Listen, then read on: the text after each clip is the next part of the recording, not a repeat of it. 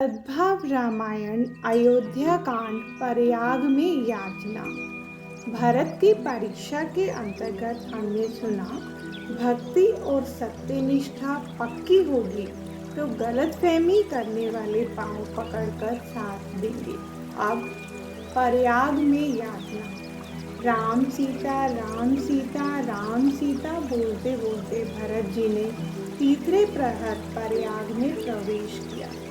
संत चरणारविंद को देखकर आज प्रयाग की धरती गदगद होने लगी है। समस्त समाज त्रिवेणी के तट पर आया, सबने स्नान किया, पूजा की और अक्षय वट की परिक्रमा की।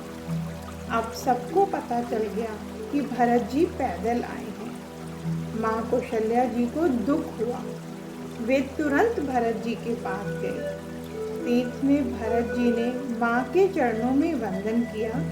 माँ नीचे बैठ गई, भरत जी भी नीचे बैठ गए और कौशल्या माँ उनके पाँव पर हाथ फेरने लगी। देखा कि भरत जी के पाँव में छाले पड़ गए हैं। तुलसी जी ने लिखा है, झलका झलक पाइन कैसे, पंकज कोस ओस कन जैसे।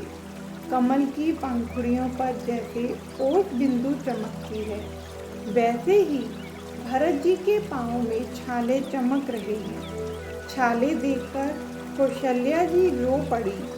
ऐसा क्यों किया? माँ, जिस कैकई ने 14 वर्ष के लिए राम को इस तरह भटकने के लिए छोड़ दिया, उसका बेटा एक दिन पैदल चला, इसमें तू रो पड़ी। जिसके होठों पर हंसी और पाँव में छाले होंगे, प्रभु वो ही तेरे ढूंढने वाले होंगे। भगवान की यात्रा करने वाले की यह निशानी है।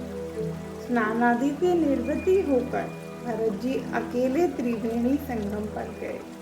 गंगा और यमुना तो स्पष्ट दिखाई देती है, सरस्वती जी गुप्त हैं, उनका प्रवाह नहीं दिखाई देता। गंगा गौर है, यमुना श्याम है, दोनों इकट्ठी होकर उछाल लेती हैं। श्याम गौर प्रवाह को ऊपर नीचे होता देखकर भरत जी को राम लक्ष्मण का स्मरण हो आया। तुलसी जी ने बहुत अच्छी चौपाई लिखी है। देखत श्यामल धवल हिलोरे, पुलकी शरीर भरत कर जोरे। मांगो भीख त्यागी निज धर्मो, आरत कहा न करई उपद्रव। श्याम घोर प्रभा को देखकर भरत जी का शरीर पुलकित हुआ है। हाथ जोड़कर तीर्थराज प्रयाग की स्तुति करते हैं।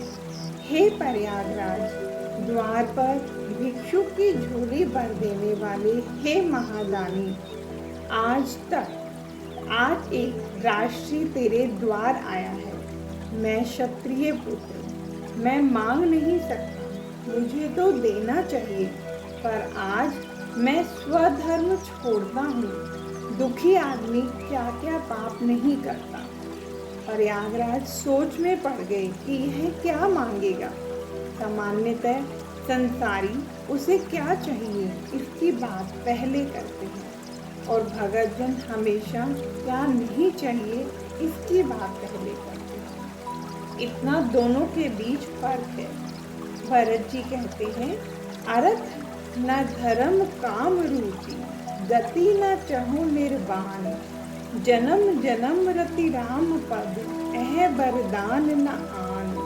मुझे अर्थ नहीं चाहिए, न धर्म न काम न मोह। जन्म जन्मांतर राम चरणारविंद में प्रेम रहे, बस इसके सिवा मुझे और कुछ नहीं चाहिए। भरत जी को संपत्ति नहीं चाहिए। संपत्ति चाहते होते तो गद्दी क्यों छोड़ते? सर्वानुमत रूप से उन्हें राज्य मिलता था। राज्य लेने में कोई दोष नहीं लगने वाला था, फिर भी उन्होंने राज्य को स्वीकार नहीं किया। भरत ने कहा, मुझे धर्म भी नहीं चाहिए। मुझे कोई धार्मिक कहे या न कहे, मुझे इसकी ज़्यादा चिंता नहीं। कोई हमें धार्मिक कहे या ना कहे, उसका अपनी साधना में कोई लेना देना नहीं। थोड़ा सोचिए, कोई आपको ऐसा कहे कि आप माला बहुत फेरते हैं या कोई ऐसा कहे कि आप जप माला जैसा कुछ नहीं करते, तो इससे आपको क्या? इन दो की जहाँ असर होती है वहाँ भक्ति नहीं। धर्म क्या दिखावा मात्र है? आज लोगों को धार्मिक होना नहीं है, पर धार्मिक कहलाना है। भरत जी कहते हैं कि मुझे काम सुख भी नहीं चाहिए। भरत जैसे संत के पास काम सुख कैसे जा सके? किसी श्रीमंत के घर की खीर हो, बहुत स्वादिष्ट हुई हो, उसमें बादाम के टुकड़े डाले हों, हमें खीर बहुत पसंद हो, वह खीर हमने बहुत खाई हो, पर दूसरे ही क्षण कुछ ऐसा हो कि हमें उल्टी हो जाए और वह खीर बाहर निकल पड़े, तो उल्टी में निकली खीर देखने से भी उबकाई आए। एक क्षण पहले जो चीज अति खुश कर देती थी, वही चीज दूसरे क्षण अभाव पैदा कर देती है। भरत जी के लिए सांसारिक सुख उल्टी में निकली खीर के समान है। भरत जी कहते हैं कि मुझे भक्ति भी नहीं चाहिए। बड़े बड़े त्यागी यति भी अंत में तो मुक्ति की ही बातें करते हैं, पर धन्य है भरत जी को जिन्होंने मुक्ति का भी त्याग किया है। भरत जी श्वेत वस्त्रों में मंडलेश्वरों के भी मंडलेश्वर हैं। प्रयागराज सोच में पड़ गए। मेरे भंडार में तो धर्म, अर्थ, काम और मोक्ष ये 4 चीजें हैं, जो मांगे उसे मिले। आज मेरे द्वार पर एक ऐसा भिक्षुक आया है जो इन चारों में से एक भी चीज नहीं मांगता। और प्रयागराज के प्रभाव में से वाणी निकली। उसने भरत जी से कहा, महाराज तो फिर हम आपको क्या दें? तब भरत जी ने कहा, जन्म जन्म रति राम पद एह वरदान न आन। जन्म जन्मांतर राम के चरणाविंद में प्रीति रहे, इसके सिवा और कोई वरदान मुझे नहीं चाहिए। प्रयागराज गदगद हो गए, बोले, महाराज मुझे जो आपसे मांगना चाहिए वह आप मुझसे मांग रहे हैं।